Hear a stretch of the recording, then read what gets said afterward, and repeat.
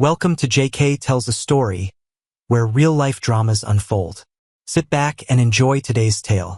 The old .30 caliber rifle may have been made in Italy.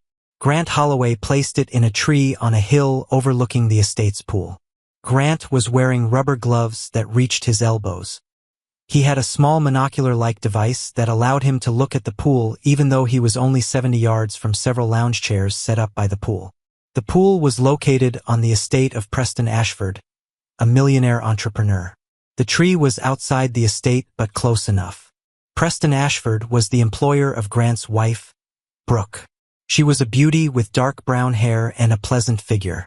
She was going to spend the weekend at Ashford's estate as she had done for the past 4 weekends.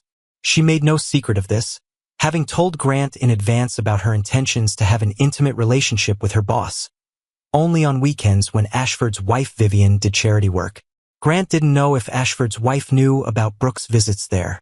There was staff at the estate, so most likely she knew. Preston and Brooke walked toward the pool. Preston was wearing swim trunks and Brooke was only wearing a bikini top and bottom. This was not the first time Grant had seen these two scantily clad. Over the past weeks, he had carefully examined the grounds of the estate. Now he felt that it was time to decide the issue of life and death for the two lovers. Preston was as handsome as a fashion model with a slender, muscular physique. He and Brooke made a striking couple, especially as they were now. Grant could somewhat understand why Brooke was hooked on Preston, but understanding does not mean reconciling. From the very beginning when she announced her intentions, he was categorically against it. He and Brooke were 37 years old.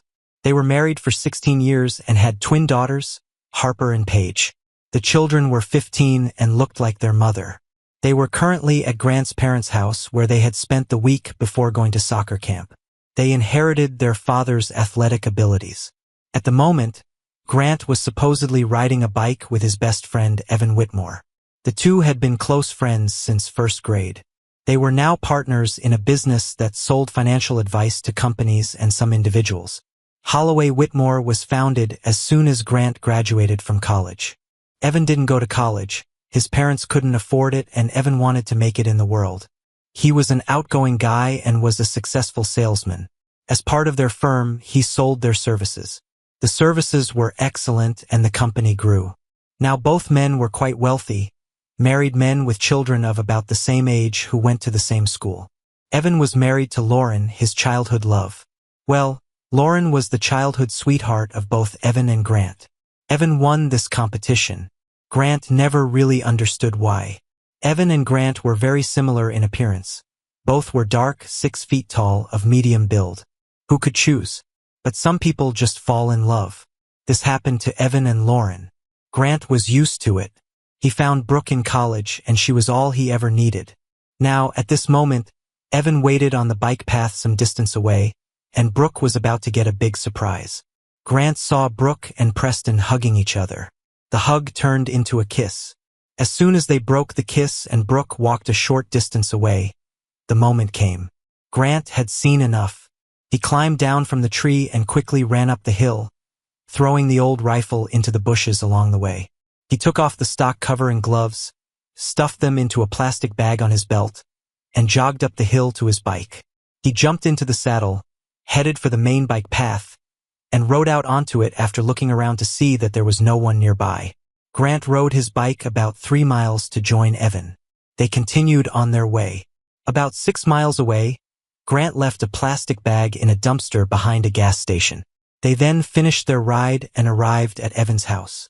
The rifle didn't bother Grant. He assumed the police would find it. They wouldn't be able to get DNA and he was sure that nothing could be traced. He had the rifle for many years. He got it from a guy he knew who was dying and didn't want to leave the weapon to his family. There were 2 rifles and 2 pistols. The other rifle was also from World War I but larger and more valuable. Besides the rifle he had used today, the rest of the weapons were in Grant's gun safe along with the weapons he had inherited from his grandfather. This rifle was never in the safe. Grant kept it separately in a hidden place in a closet in the garage. When Brooke announced her intentions to have an affair with Preston, Grant immediately thought of this rifle. Over the next week, He took it out to his country property to make sure it was shooting accurately. It needed a little work, so he filed the serial number on the inside and was confident that the rifle was good enough for its purpose. Lauren was there to greet them when they arrived at Evan's house. She expected them to return at 2 in the afternoon, and they arrived just then. She prepared cold beer for everyone and asked, "How was the trip, guys?" Evan smiled at his wife. "It was great. The track wasn't very crowded and we had a good workout. About 4 hours or so." Lauren hugged them both. She was a pleasant-looking woman their age with dark hair and slightly overweight. Grant always found her attractive. They usually flirted a little, but she was Evan's woman and all three of them knew it. The men drank beer and showered at the pool house before sitting around the pool. Lauren asked Grant, "How long do you think this thing with Brooke will last?" She knew about what Brooke did on the weekends. Grant told them both because they were his closest friends and the people he turned to when he was in trouble or needed calm advice. In Lauren's opinion, Grant should have kicked Brooke out immediately. But Evan thought differently. He suggested they wait until they could protect the company and the twins were older. But Grant already knew what he was going to do. He had no pity for guys who slept with other people's wives, especially his own. So having developed a plan, Grant talked to Evan about it. Together they clarified the details. Grant answered Lauren's question. "I have no idea. But Lauren, I hope to continue my relationship with Skylar." Lauren repeated, "I still think it's time for you to leave Brooke." Lauren and Brooke had always been cool toward each other. These four did communicate, and so did their children. Evan's eldest son Dylan was a year older than the twins, and his youngest son Cole was a year younger. Both boys seemed to find the girls attractive, but the mothers were far from close. Brooke had her own circle of friends from the country club, while Lauren had her own friends from the Democratic Party and several book clubs. However, their social gatherings generally went well. Brooke was always nice and interested in Lauren's hobbies.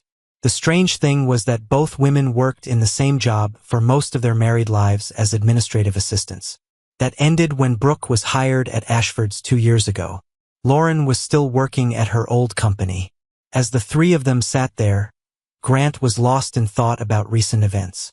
He wondered about his reaction and why Brooke had betrayed him so much. She had been working for Preston for 20 months and Grant had no idea there was a problem. Their intimate life, always good, did not change. Brooke did not work late and did not go on business trips.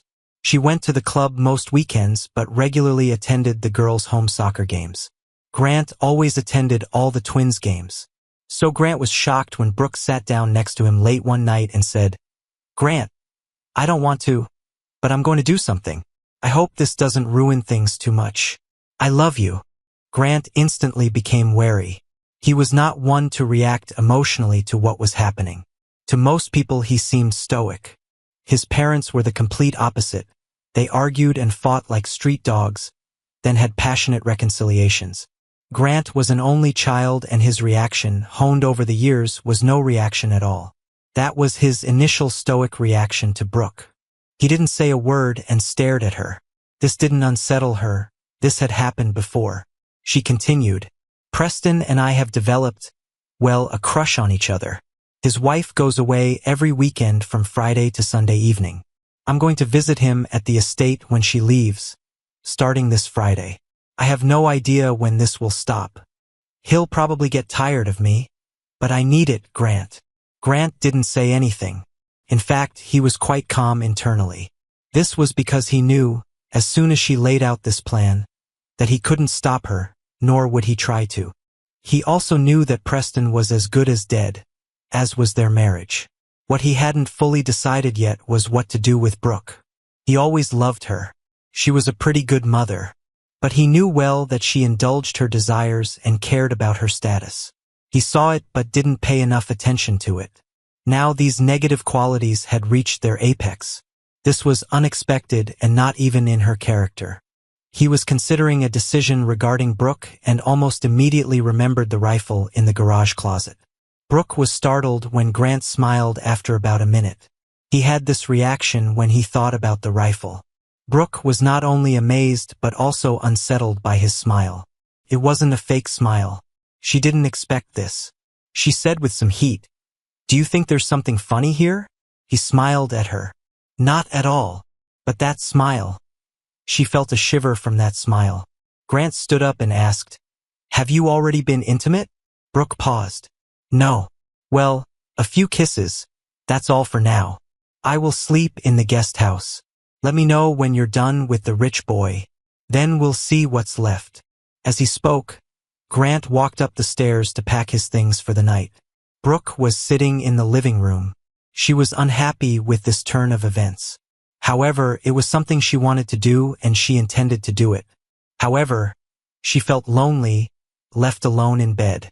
It was Wednesday, only one more night. She was so looking forward to her weekend with Preston. She longed for him. He was younger, he was 30. He was rich and educated and he was well built. She realized this after seeing him working out in the office gym without a shirt. Her idea was to get enough of him while his wife was away for the weekend. She understood that this situation would continue for another couple of months. Then, depending on how they got along, perhaps they would make some kind of permanent agreement. Maybe so, maybe not. She loved Grant. She loved the way he held her. She loved the way he treated their daughters. She liked that he gave her a good life. But for a while she was restless and very attracted to her boss. She wanted it and she was going to get it. She was sure that she and Grant would work it out somehow. Grant had a lot to think about. He had barely slept Wednesday night. The twins were going to stay with friends for the whole weekend. He would do some reconnaissance and check the weapons. Maybe he could take a little break. On Thursday, he went to his usual cafe for lunch. A nice young woman, Skylar Bennett, dined there sometimes. Sometimes he and Skylar had lunch together. Skylar was about 25 or so, with a nice athletic figure and dark hair. Something about Skylar reminded Grant of Lauren. Something about her appearance and behavior. Grant and Skylar had been flirting a little for a few weeks. However, until Brooke announced her intention to cheat, Grant had absolutely no intention of pursuing Skylar. So what about now? Skylar was there that Thursday. She was just sitting down when he entered. He ordered a sandwich and sat down next to her in the booth. It was somehow different. He usually sat opposite her. Skylar was not a fool and was used to guys hitting on her. She couldn't help but notice it. She felt pleased that Grant sat next to her. She had been saving a place for him for 2 weeks, but until now he either did not understand or did not want to take the hint. She knew Grant was married, and yet he was a temptation. Skylar turned to him and gave him a warm smile. Something has changed, huh? He smiled back at her. Yeah. My wife decided to fool around with her boss. Skylar put her hand on his thigh. I was wondering if you'd like to have dinner and a dance on Friday night. Oh, Skylar. I would really like that very much. His voice was soft, gentle. A grin appeared on his face. He felt foolish when he realized this. She patted him on the cheek, and he responded physically. He did everything he could to control himself. She stroked his cheek and he kissed her lightly on the lips. I better not stay here. We could be arrested. They exchanged phone numbers. Returning to work, Grant felt like a schoolboy. Some of the employees noticed this. Brooke noticed too when Grant walked briskly home after work. Her husband, with whom she had lived all these years, surprised her. She said, I made lasagna and some salad. She considered this a peace offering. She was convinced that Grant would take her adventure hard. All the more unexpected was his answer. Thank you. I'm just hungry. His mood had clearly improved. Brooke was suspicious and wondered if he had already moved on. He washed his face and they sat down to eat. Brooke made up her mind. Do you think? Well, I'm going to his house tomorrow. He glanced at her. He decided to put some effort into it. Grant felt he had to do this for the sake of the children. It's not too late to stop, Brooke. I firmly believe that you will regret this in the end. She hesitated. It was a different Grant. He said this completely sincerely and confidently. For a moment she was overcome with love for him. She struggled with it. I need this, Grant. He smiled at her. I don't believe you and I use the word need to mean the same thing, Brooke. She stood up and cleared away the plates. Will you come to bed with me tonight? No. I told you. You'll see me when you're done with your lover. It will be clear then. Brooke was disappointed. She had visions of a pleasant evening that would bring an amicable end to this phase of their marriage. But this was not destined to come true. She realized she was done with it when she talked to Grant the other day. She felt sad about this. Grant paused before heading to the guest house. Maybe something will come back, Brooke. But most likely not. He walked out the door. Brooke sat down at the table and thought. At that moment it became clear to her that she was risking her marriage. She used to entertain the idea that things might go back to normal when her affair ended. Now she knew it was naive. If she continued to date Preston, it was likely that her life would subsequently change dramatically, and there was no real way to predict what form it would take. She had almost decided to give up on the affair when the thought struck her that even if she gave it up, Grant might never feel the same way about her. Yes, now he would never see her the same. She decided to go ahead. Friday morning, Brooke packed her bag before leaving for work. She packed everything she needed plus a new nightgown. She became nervous when she saw Preston at work, but he smiled broadly at her and kissed her in his office. "No doubts or hesitations?" she asked. "I really had them, but I want you so much," he replied. She smiled at him playfully. Preston was delighted. They left work in different cars. Employees at Ashford Properties were not supposed to know about the weekend plans. Brooke arrived at the estate at 6 in the evening. She parked and Preston opened the door and invited her into his luxurious home. When the door closed, he pulled her into his arms and kissed her. She melted into him. She was so excited. They headed toward the stairs. Preston picked her up and tried to carry her up the stairs, but he had to lower her halfway. She realized that Preston was not as strong as Grant. She hurried upstairs and headed to the master bedroom. The bed was made and everything was ready. Preston pulled her into his arms again and they kissed. What happened next doesn't need detailing. Afterward, they lay together. Brooke was satisfied. Maybe everything happened quickly, but it was very intense. She caught herself thinking that the pleasure was just as intense as with Grant. Well, almost as intense. She was confident that they would reach new heights later. Preston was delighted.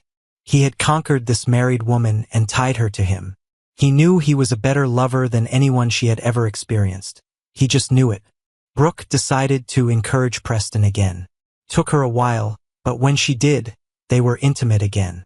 After that, he invited her to have dinner. He had robes for them. They went downstairs. A small feast was prepared and Brooke found herself starving. They ate and talked. "Did you like it?" Preston's question was unoriginal. Brooke nodded. "Certainly. And you?" "The very best." Brooke hummed a tune. She felt a little ashamed. She and Grant often sang together. After dinner, they went back upstairs and watched a romantic movie in the bedroom. Preston wanted more intimacy, but Brooke wanted to watch the movie to the end. Then they were together again. Brooke was impressed that Preston was able to manage 3 times. However, the third time made a slightly less impression on her. Grant picked Skylar up from her apartment, driving his classic MGB convertible. This was his hobby, one of them. Skylar was delighted with the trip and with Grant. He looked great in his blue suit and Grant was delighted with her in a spectacular dark red dress with a plunging neckline. He took her to a good hotel where there was a fine restaurant. They had a wonderful dinner and then went to the dance floor nearby. Grant was athletic and always a good dancer. One of the reasons he liked Brooke was that she was also gifted in that sense. So was Skylar. Skylar was light on her feet and sensual when she moved. Grant was completely fascinated by her. More and more she reminded him of Lauren, only younger and a better dancer. They danced until at some point they both suddenly wanted to find another place. Skylar got into the car and looked at him. "Take me to your home." "You mean take me to your place?" Grant controlled himself during the trip and drove very carefully. 15 minutes later, he opened the front door and let Skylar in. They were unable to get out of the living room. They spent the night together. In the morning, they woke up to sunlight. They took a shower together. Grant prepared breakfast. Skylar just looked at him as he did it. She was in love and knew it. She didn't trust it, but she felt it. Then she said it to him as he served eggs and toast. "I'm in love with you, Grant. I just have to say it." Grant was surprised. He thought about it and said, I believe the feeling is mutual. Hard to believe so fast. They finished their breakfast. Now what? Asked Skylar. Grant smiled. Guess, he said. Brooke and Grant's weekend continued as it had begun. Brooke was pleased with Preston, who gave her a lot of pleasure. Grant thought he was head over heels in love with Skylar. On Sunday afternoon, Brooke and Preston sealed their agreement to see each other next weekend. Grant and Skylar began to think about what to do. They set a date for next Friday, depending on what Brooke had planned, and they agreed to meet for lunch every day. Grant dropped Skylar off at her apartment. She was a lawyer and despite her youth could afford good housing. Meanwhile, Brooke drove home from Preston's. Grant had just returned when she walked through the door. They stared at each other. Grant had this smile. There was nothing he could do about it, and Brooke saw it.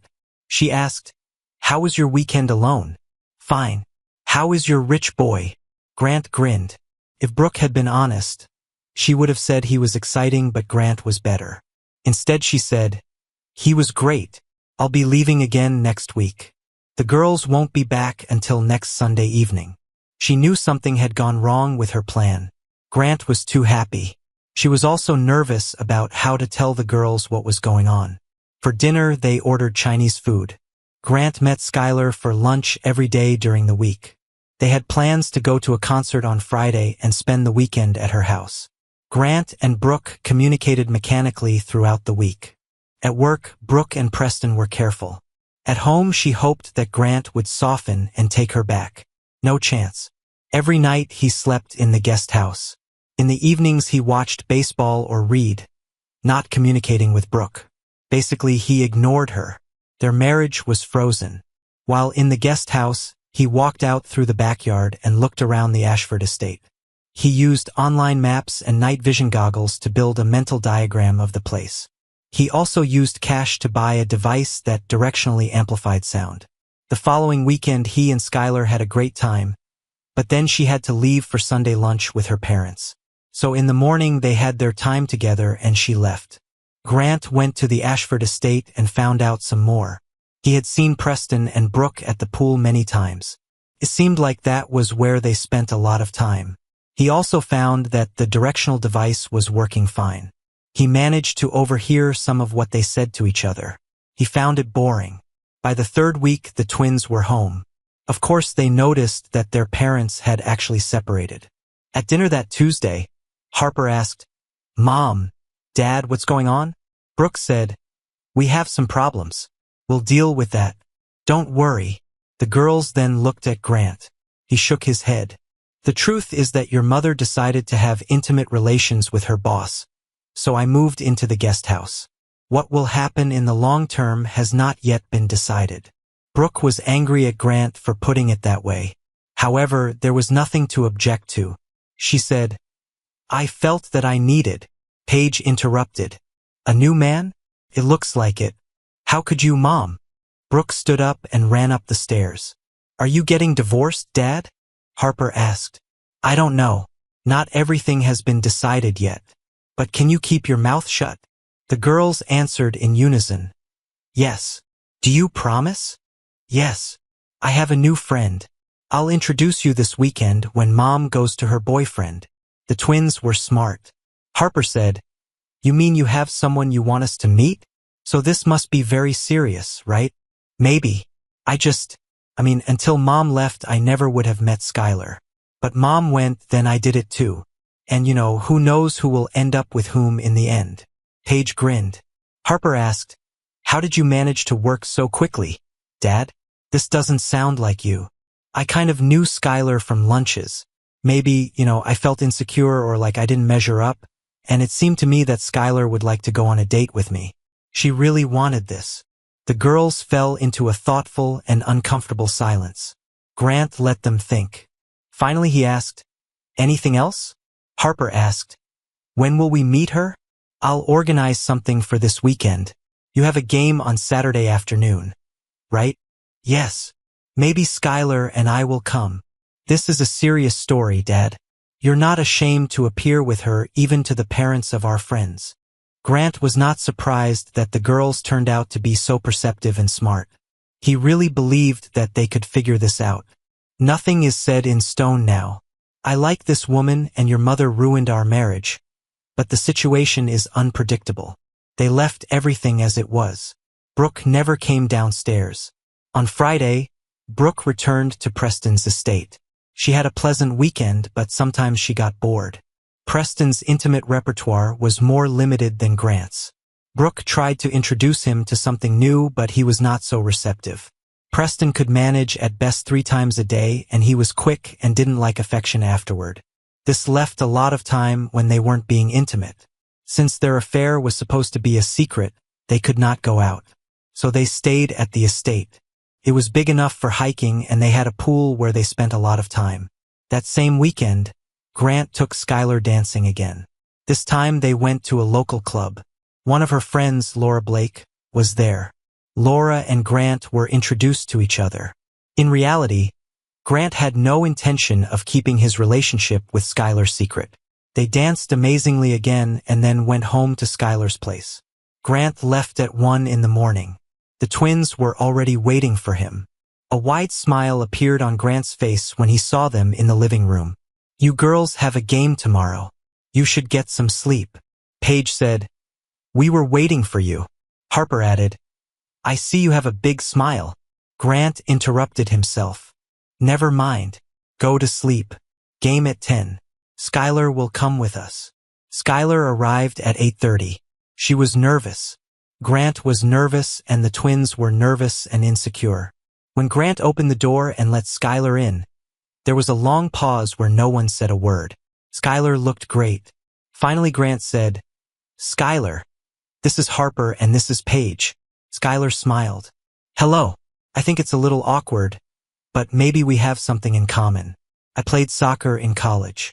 "On the attack." "Where?" asked Paige. "Notre Dame," Skylar replied. Grant was stunned and the girls were impressed.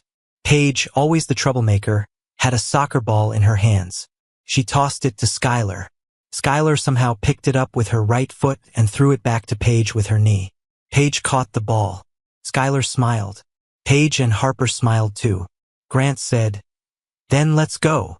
The girls were good at soccer. Usually they united in the center of the field and tried to control the course of the game. Grant and Skylar watched. Well, Grant was watching. Skylar could hardly restrain herself and jumped up and down in the seat. If the other parents didn't see her before the game, they saw her when the game started. It was a tense, exciting match. The other team showed its best side and took a 2-goal lead. But the home team fought back and equalized just 2 minutes before the end. The opposing coach made a substitution. Paige stood next to Skylar. Skylar called her and said, "They will try to pass by your side. Cut through and intercept." Paige looked at Skylar and nodded. Skylar's analysis was accurate. Paige intercepted the pass and headed toward the goal at speed. Grant jumped, but Skylar didn't. Skylar just watched. Paige approached the box and saw that the other striker on the right was offside by a yard. She feinted left, lured the goalie out, and then kicked the ball into the net. The game ended immediately after this score. Grant and the girls celebrated with other parents. Skylar took a step back. When the excitement died down, Paige approached Skylar and asked, "How did you know?" Skylar laughed. "I watched the game. I see the game when I watch." She patted Paige's hand. 3 or 4 other parents noticed the whole interaction. Joan Drake asked Grant, "Is she the twins' coach?" Grant said, "No, she's my friend, but she played this game."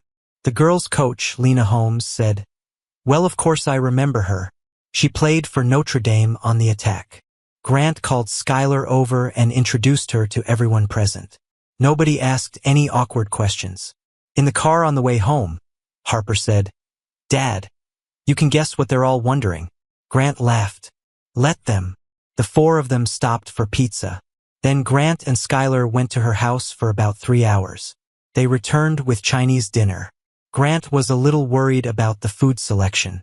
After dinner, there was another long conversation about soccer. Paige Googled Skylar and learned about her college career.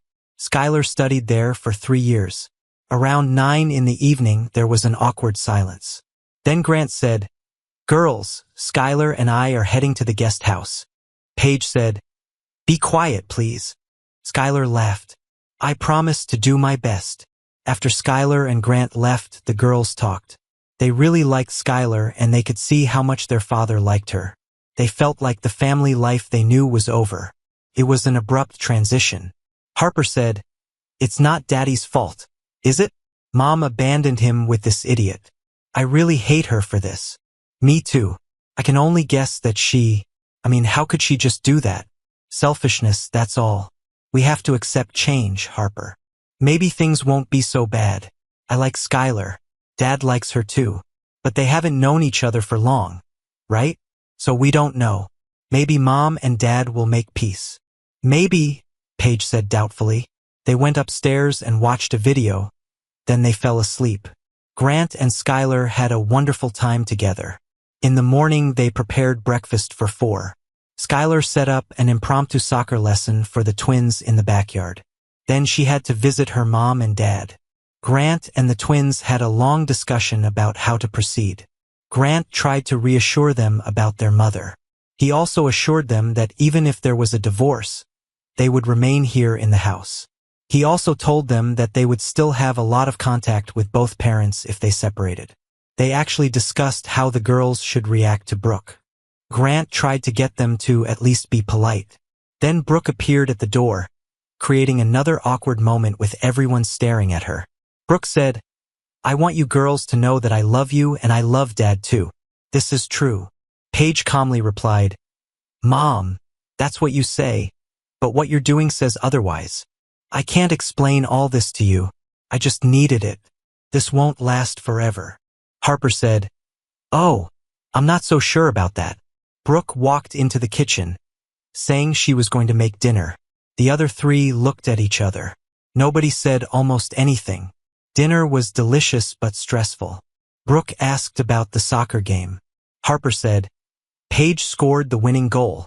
Congratulations. Tell me about it." An awkward silence followed. Then Grant said, "Paige anticipated the pass, intercepted it, and went all the way to score past the goalkeeper."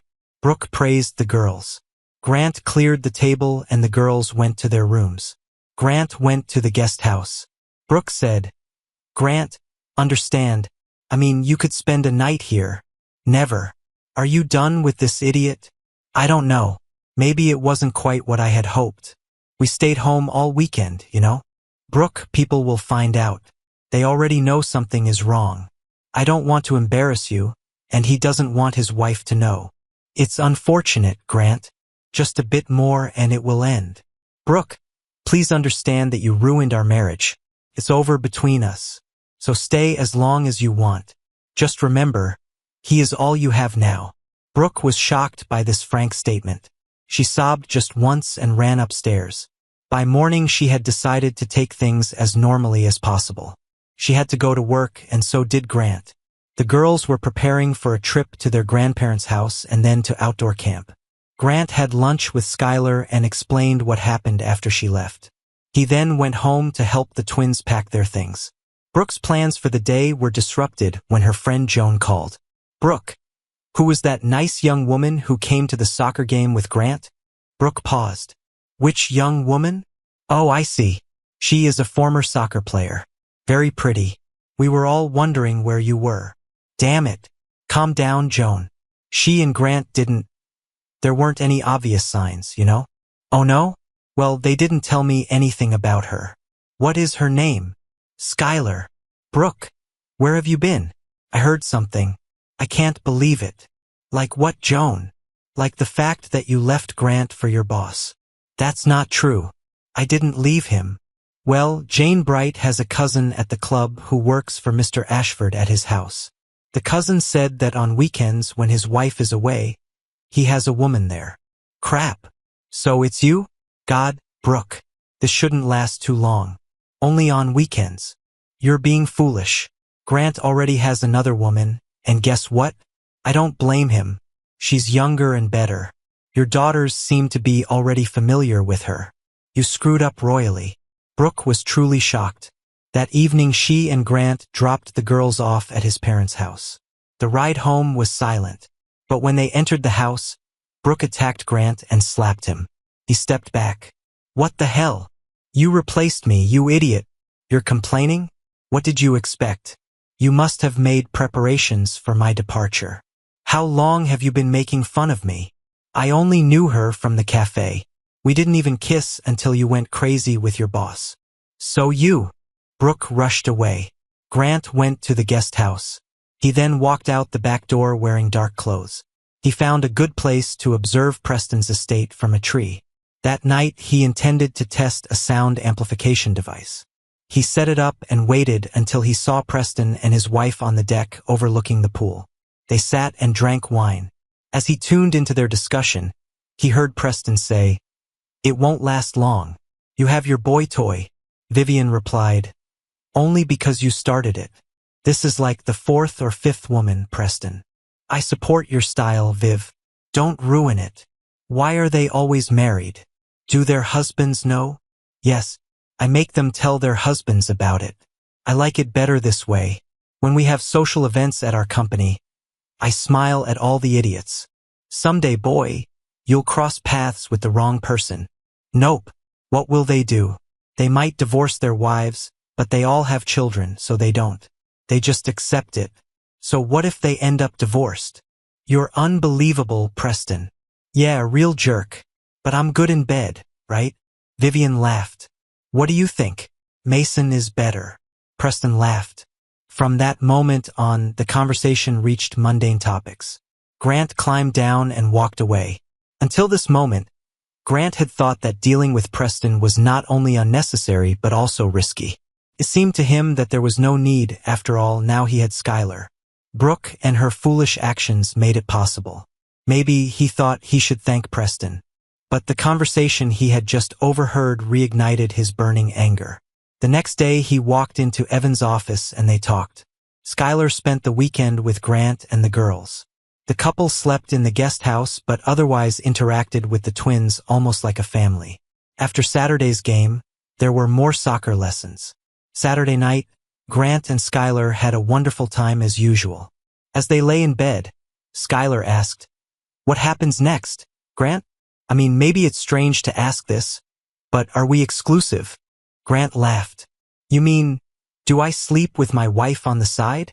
Skylar giggled. "Yes. I am absolutely not going to do that. I'm a one-woman man. You can be that woman if you want. I feel like I'm ruining your marriage. You two have been together for so long." "Not anymore. Once Brooke went to her boss, I was done with her. After a few hours, I felt free and benefited from it. I'm happy with my decision." The next morning, they participated in another community run and then prepared breakfast. Skylar went to her parents' house a little early to help her mother with a special cake. Grant told the girls he was going for a bike ride with Evan and would see them later. He hugged each one tightly and left. Earlier that week, Grant had prepared the rifle and left it by the tree, loaded and wrapped. As he rode his bike there, he half hoped someone would take it, but everything was in place. He had serious doubts even now, backed into a corner. But he kept remembering the conversation he'd overheard. Then he thought of his wife kissing another man. He thought, enough. It's time to end this. As Grant and Evan sat drinking beer after the bike ride, Lauren ran out of the house. "I saw it on TV. Preston was shot. He is dead. Preston is dead." Grant quickly stood up. "What about Brooke? They said a woman was present, but she was not injured." Evan exclaimed, "Oh my God!" Evan took out his phone and turned on the news feed. Evan had kept Grant's cell phone with him the entire trip in his belt bag. He waited until Lauren looked at his phone before handing it to Grant. Lauren saw it but didn't think much of it at the time. Grant tried to call Brooke. No answer. "I better go home. Maybe someone called." He left on his bicycle. When he returned home, the landline phone was ringing. "Hello? Is this Grant Holloway?" "Yes. This is Detective Harvey from Atlanta Police. There was a shooting, but your wife was not injured." "You're talking about Preston? My friend told me what happened. I can't comment on this.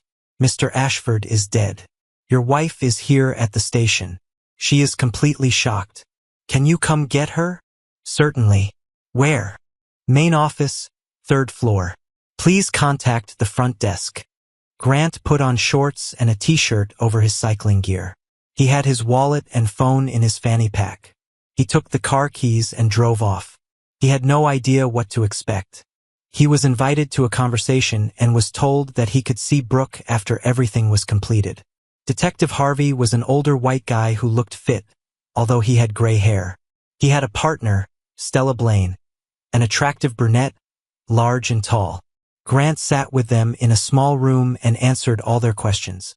They asked how his day was, and he told them about the bike ride and everything. Then they asked if he knew Brooke was involved with Preston. Yes. How did you feel about this? It was Harvey. I did not like it, but I moved on. What does that mean? I have another interest. Another woman. Oh, so you have an open marriage? No. As she announced that she was doing it, that's how I reacted. Do you have a weapon? Yes, I have a gun safe. We'll have to look into it. Fine. Well, let's go home together. The police found out many details about the bike ride, addresses, and who else Grant was meeting with. Then they left him in a small room for a while. The door was locked. Grant just sat there looking at his phone. About 15 minutes later, Harvey returned and asked if they could look at the phone. Grant said, I have something on my phone about work that I don't want to make public.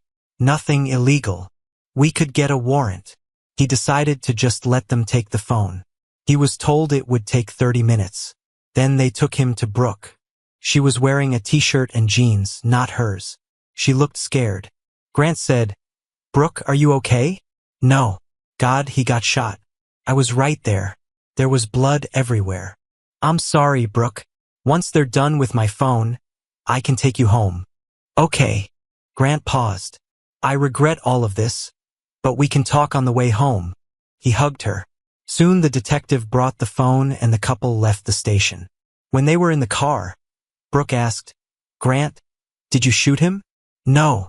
Maybe I don't regret that he was killed, but I didn't do that. Brooke stared at him. I know you could, but you found the right girl, so I just didn't do it. Did you see him get shot? No. I heard a shot and it all happened. Now she was crying, sobbing. Grant pulled the SUV into the driveway. He escorted Brooke inside and led the arriving police officers to the gun safe. They examined the weapons and asked about the ammunition. There was an unopened box of .30 caliber ammunition. They were not interested in other ammunition. When they got back outside, Harvey turned to Grant and said, We'll take DNA and fingerprints from the rifle we have. I would advise you not to interfere with this, Mr. Holloway. Well, I don't know about any weapon and I didn't shoot anyone. Fine. See you. Grant went inside to deal with his wife. However, before doing this, he called Skylar and told her what had happened. She knew some details. He asked if she would come over later once Brooke had calmed down. Then he called his parents and daughters. They discussed the events of the past day for a long time. One of the questions was whether the twins would go to outdoor camp next week. It was decided that they should leave to avoid any confusion that might be expected. Brooke took a long shower. Grant inquired about her mental state. Not surprisingly, he was waiting for her when she came out in a robe. It must be difficult. Have you cleaned up enough? He asked. She smiled. No, but the water ran out. Yes, I guessed. What can I do for you? Well, maybe we can order pizza. I'm starving. Grant did it. Brooke looked at Grant over her pizza. I was thinking about you. I'm not so sure you're innocent. Where have you been today? On a bike ride with Evan. I told the cops. He might lie for you. Yeah, but he doesn't have to lie. I admit that I have some anger issues at times, but I didn't shoot that idiot. He was a jerk. You were right about that. Are you going to divorce me? Maybe. I mean, you threw it in my face, Brooke. After so many years, you needed some rich boy. I agree that he was good-looking. Was he good? Honestly, Grant, he wasn't. He didn't really live up to his looks. Yeah? It's true you have some kind of woman. Skylar. I was told that she is younger and more attractive. Yes, she is quite attractive and athletic. She played soccer in college. And she just picked you up right away? I bet you were intimate before I had Preston. No, maybe around the same time.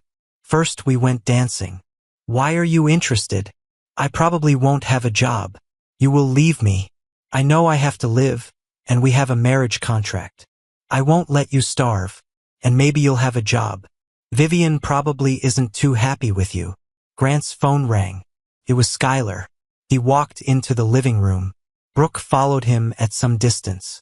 She heard their declarations of love. If she had been wearing shoes, she would have kicked herself. As Grant tried to persuade Skylar not to come, Brooke entered the room. Let her come, Grant. I think it's time for us to meet. 30 minutes later the doorbell rang and Grant let Skylar in. Brooke was already dressed. She looked tired but still attractive. The two women looked at each other for what must have been a full minute. Then Skylar said, I regret this. You must be very shocked. Thank you. This is true. It's also confusing. You took my husband. You left him. It is not my fault. They were separated by about 10 feet. Grant positioned himself to intervene if necessary. Brooke was shaking. She started sobbing again. Skylar stepped toward her and hugged her. Brooke cried on Skylar's shoulder. Grant was amazed. Skylar sat Brooke down on the couch, maintaining contact. There was room for Grant too, and he sat down next to Brooke and hugged her too. Brooke sobbed, gasping for air. She sobbed, Such a fool. Sorry. Such a fool. Brooke's crying subsided. She stood up a little and asked Grant, Do you think the hot water is ready? Maybe, he replied. She got up to take another shower. After she emptied the tank again, Grant gave her a pill and she fell asleep on their bed. Grant and Skylar went to the guest bedroom. They didn't want to leave Brooke alone in the house. They watched the news at 10. Preston's death was widely reported. As it turned out, Preston had many affairs with married women who mostly worked for him in one way or another. So Grant was far from the only suspect. Later on CNN, it turned out that some people also had business reasons for eliminating Preston. Finally, there were suggestions on the internet that Preston's wife could be involved in this. Grant turned off all media after 11. He and Skylar went to bed. Neither of them really wanted intimacy at first, but later that changed. Grant woke up early and checked on Brooke. She slept until 9, then took a shower. At 10, all three were sitting at breakfast eating pancakes that Skylar had whipped up. Music started playing on Skylar's phone. She answered, and it was the police to arrange an interview. Skylar asked Brooke and Grant, Should I ask them to come here? Brooke nodded. We can get the latest news. At 11, Detectives Harvey and Blaine came and took Skylar to a private room to take a statement. This took about 25 minutes. Then they all met in the living room. Brooke asked, Any news about who did this? Blaine said, Not yet. Many people had a motive, including you, Mr. Holloway. We've already discussed this. Grant frowned. Yes. Well, thank you all for your cooperation. They left. Lauren called and said the police were coming to take a statement. They were polite but persistent and scrupulous. Grant told her he would see Evan at work. All three were somewhat confused, not knowing what to do. Should I leave? Asked Skylar. Brooke said, No. I understand Grant might want you to stay. Grant nodded. They were all sitting on the back patio drinking coffee. Brooke's composure returned, but she seemed sad. Grant and Skylar seemed to be expecting more problems. Brooke held her temples. I keep seeing him dead. He still didn't move. I wonder if I'll always see this. Skylar seemed to want to console her. In my course on the psychology of grief, it was said that images are the most persistent thing, but over time they fade and are erased. I really hope so. Brooke's voice broke. Do you have news from work? Grant asked. No. I work directly for Preston. I actually acted as a sort of gatekeeper for the items sent to him. I let him see some things but took care of other things myself. Whoever takes this place will need someone like me. Who will it be? Asked Skylar. My only guess is Vivian. I know it was in his will because I signed it as a witness. She gets everything except some things for his mom. Okay. Do you want to work there? Yes. Like I said, I need to support myself. Ha! Grant looked at Skylar. Well, until you get back on your feet. Did you two sleep in the house last night? It was clear that this bothered Brooke. Skylar nodded. In the guest room. I hope this continues for some time, until I get back on my feet. There was a double meaning in Brooke's words, and neither Grant nor Skylar missed it. Grant didn't mind. Everything will work out on its own, and the girls will be back briefly next week. Skylar, they told me that you went to their game, Brooke remembered. Yes, it was exciting. I missed it. Brooke sobbed again. I feel like such a fool. He had a whole string of women. He manipulated us all. Well, he was handsome. You made a big mistake. Skylar tried to calm her down a little. Grant said, I think you've been unhappy for a while. Here at home, not at work. Brooke thought and said, this is true. I don't know what causes this. Maybe something like the grass is greener. She paused, then added, then a big hole opened up and swallowed up my life. She stood up and ran inside. After a while, the clink of pots and pans was heard. Brooke baked a chocolate cake that was ready by noon. Eventually Skylar and Grant came into the kitchen and began to talk incoherently about something. They ate sandwiches while the cake cooled enough to frost it. So the day continued. Skylar made burgers for dinner and Brooke made salad. The three of them did something but hardly talked about the future. Brooke went to bed at 9. Twice she woke up from nightmares, once screaming. Grant came in and calmed her down. The next morning, Tuesday, Skylar had to go to work. Grant also wanted to go to the office, but he was worried about Brooke. While he was thinking, Brooke's phone rang. It was Vivian. Brooke put her phone on speaker. Will you come to work today? I have a job. Yes, I understand that the situation is not easy, but something has to be done and you can't be replaced right away. So despite your foolishness about Preston, I need your work, Vivian said. Brooke looked at Grant. He nodded. I can be there in an hour. Fine. Come to the house. Walk around back so you don't get caught, Vivian instructed. Brooke met Vivian in the office on the second floor. Vivian extended her hand for a handshake and Brooke accepted it.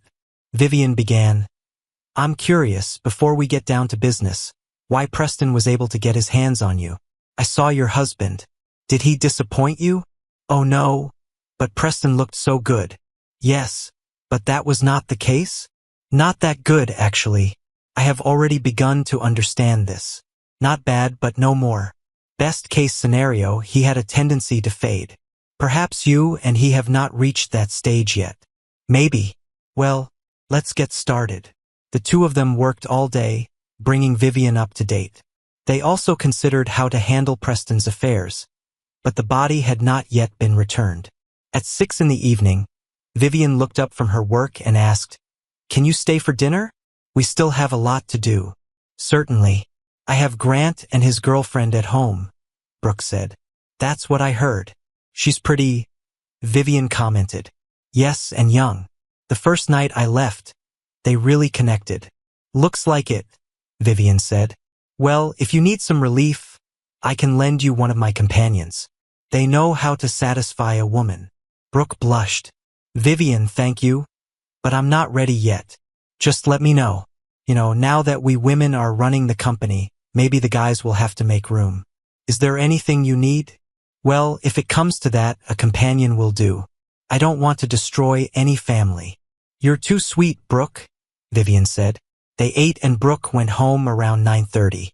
Vivian gave her a significant raise. Grant and Skylar were interested to see how Brooke was doing at work given the complexity of the situation. Brooke described her day and the work she had to do, and she told them about her promotion. So I won't be a burden. Looks like I can support myself, Brooke said. The situation sounded pretty bleak. Grant said, Brooke interrupted. Vivian offered me a companion to use if I needed it. I refused for now. Skylar gasped. Really? How do they look? Grant was a little annoyed by this but said nothing. I don't know. I didn't even know Vivian had them. For the next 6 weeks, Brooke worked for Vivian 6 days a week, either in the office or at her home. The work was moving forward. Grant started divorce proceedings about 2 weeks later. This came as no surprise to Brooke or the twins. Vivian hired Brooke's lawyer, but the details were easy to work out. The parties agreed and signed a few weeks later. The twins stayed in the house with Grant and Skylar. Brooke didn't mind that much. She gradually moved toward peaceful coexistence with her daughters. They often spent their days off with her. Grant and Skylar returned to the main house. Skylar gave up her apartment. Essentially, she took on the role of mother to the girls. The situation became more and more comfortable. One night, Skylar and Grant, having spent time together, snuggled up to each other. "Skylar, do you want to get married?" Skylar tensed. She looked at him. "Yes." They kissed. Skylar said, "I want children too." She looked at Grant with some trepidation. He hugged Skylar. Back into diaper changing. Okay." They kissed again. They got married 6 months later. 2 months later, Skylar became pregnant. Meanwhile, the police investigation into the sensational death of a millionaire had reached a dead end. Gradually, the crime disappeared from public view. From time to time, some journalists raised this topic and it faded again. Authorities spent a lot of time checking the alibis of everyone they thought had a motive, including several husbands. They got nowhere. Some had no alibis or weak ones, but the police did not have results from an examination of prints on the rifle, and indeed no concrete evidence, and there were no witnesses despite numerous public appeals to people who may have been on a side trail near the scene. The police checked Vivian. She was with 2 young men several miles from the scene. They checked to see if she had ordered the hit, even though the shooting did not appear to be professionally executed. Nothing was found, perhaps because there was nothing to look for. Their attention to Grant quickly faded. Evan had a very convincing alibi, traveling salesman. In the end, the matter went into dormant mode, reminding itself slightly from time to time. Soon Brooke became absolutely indispensable to Vivian and the company. She was smart, passionate, and knew more about operations than anyone else, with the possible exception of the late Preston. One Saturday afternoon, Vivian and Brooke were getting ready to go out. Brooke had a room in this house. She went upstairs to take a shower. Until now, she had never gone to the pool. Vivian had no problems with the pool. It bothered her that Brooke had a problem with it. So that Saturday, Vivian found Brooke drying herself with a towel after her shower. She tossed Brooke a robe. "Come with me." Brooke was confused, but Vivian was the boss. She followed her. Vivian walked to the door that led outside to the pool. Brooke stopped.